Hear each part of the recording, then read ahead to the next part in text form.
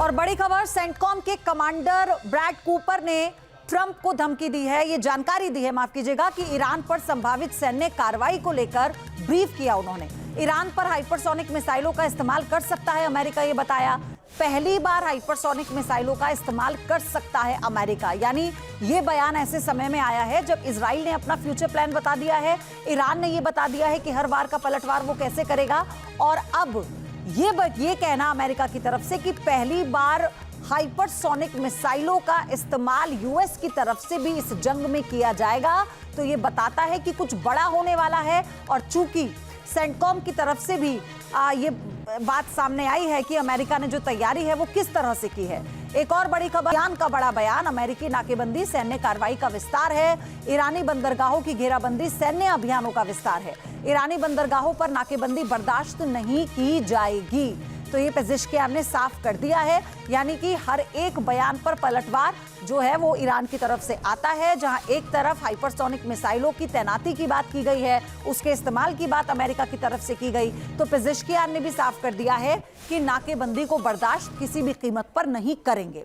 वहीं एक और खबर है कि जर्मन चांसलर फ्रेडरिक मर्ज को ट्रंप ने कड़ा संदेश दिया है, ईरान के मामलों में दखल ना देने की बात कही है। यानी कहा कि फ्रेडरिक जो हैं ईरान के मामलों में दखल देना बंद करें, अपना ध्यान रूस यूक्रेन युद्ध खत्म कराने पर लगाएं, क्योंकि उसमें वो सफल नहीं हुए हैं। तो डोनाल्ड ट्रंप ने ये दूसरी बार कड़ी प्रतिक्रिया दी है। और सबसे बड़ी बात यह कि जर्मन चांसलर फ्रेडरिक मर्ज ने जिस तरह तनाव बढ़ा है पूरे मिडिल ईस्ट में, इसे लेकर अपनी आपत्ति दर्ज कराई थी और ये कहा था कि इस पर जल्द से जल्द शांति वार्ता होनी चाहिए। अब ऐसे में डोनाल्ड ट्रंप ने उन्हें सीधी नसीहत दे दी है।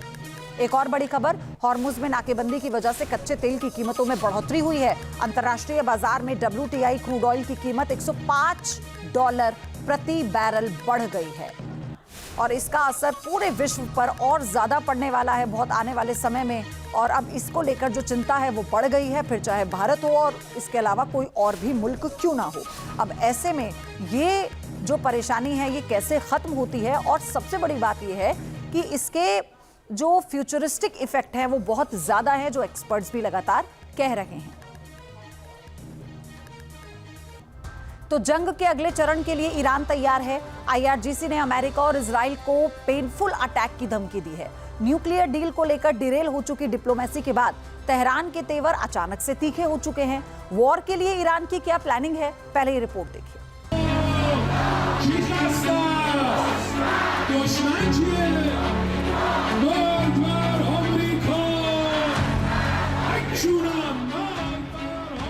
अमेरिका और इजराइल के खिलाफ ईरान की घातक तैयारी।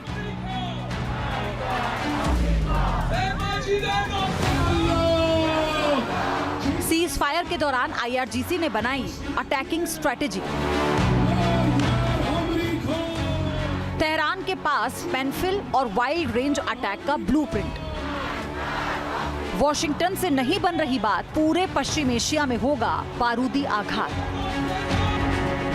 IRGC की मिसाइल यूनिट, ड्रोन यूनिट और ग्राउंड फोर्स एक्टिव हो चुकी है।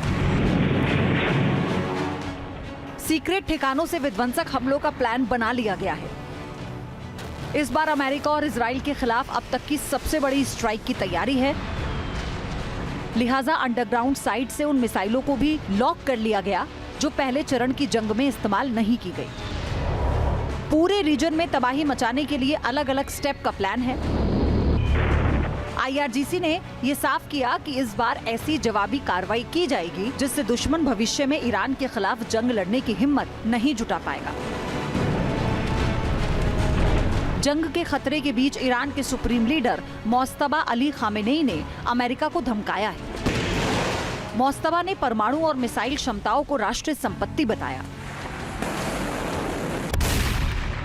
उन्होंने अपने लिखित संदेश में कहा कि देश और विदेश में रहने वाले करीब 9 करोड़ ईरानी अपने देश की सभी क्षमताओं को राष्ट्रीय संपत्ति मानते हैं। नैनो टेक्नोलॉजी, बायोटेक्नोलॉजी से लेकर परमाणु और मिसाइल तकनीक तक शामिल है।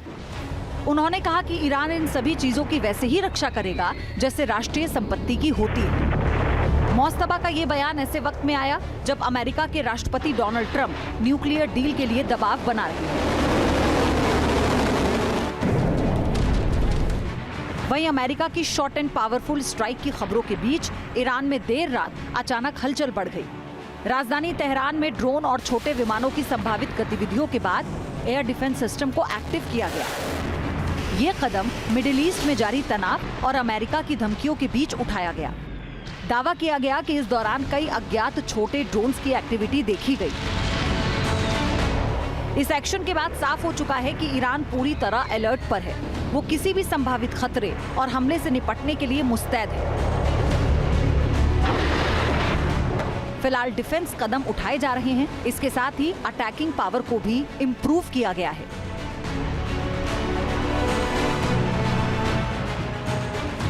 अमेरिका की बयानबाजी और न्यूक्लियर डील के लिए बनाए जा रहे प्रेशर को नजरअंदाज करते हुए ईरान ने भी धमकियों का सिलसिला तेज कर दिया है। IRGC के एरोस्पेस फोर्स के commander brigadier general Syed Majid Musavi ने अमेरिका को सीधी धमकी दी है। मौसावी ने दावा किया कि ईरान लॉन्ग, पेनफुल और वाइड रेंज काउंटर अटैक के लिए तैयार है। मौसावी ने यह भी साफ कर दिया कि हर हमला बेहद ताकतवर और विनाशक किया जाएगा। ईरान की इस तैयारी से साफ है कि वो डरने वाला नहीं है, बल्कि अमेरिका को मुंह तोड़ जवाब देने के मूड में है। इस बार ईरान की रणनीति सिर्फ अमेरिकी बेस को निशाना बनाने की नहीं है, बल्कि वो खाड़ी के देशों के अहम ठिकानों को भी तबाह करने वाला है।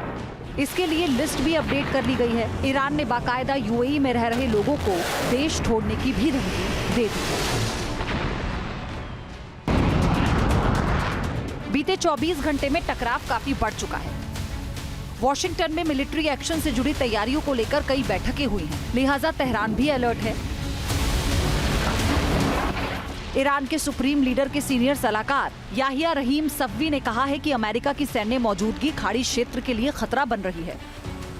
उन्होंने चेतावनी दी कि ट्रंप नेतन्याहू की रणनीति के तहत अमेरिकी सेना को फॉरवर्ड बेस के रूप में इस्तेमाल किया जा रहा है। सफ़वी ने साफ किया कि मगर ईरान शाहिद 136 ड्रोन और दूसरे घातक हथियारों से अपनी ताकत दिखाने के लिए तैयार है। अमेरिका के पास भले ही दुनिया की सबसे बड़ी और ताकतवर सैन्य शक्ति हो, मगर ईरान इसकी परवाह नहीं कर रहा। 40 दिन की जंग के दौरान ईरान ने अपनी मिलिट्री पावर का एहसास कराया, लिहाजा उसे भरोसा है कि युद्ध का दूसरा चरण शुरू हुआ तो IRGC दोगुनी ताकत से प्रहार करने में सक्षम है। मतलब साफ है कि ईरान ना तो अमेरिका के साथ डील करेगा और ना ही डरेगा, बल्कि वो हमलों का जवाब हमलों से ही देगा। Team news nation.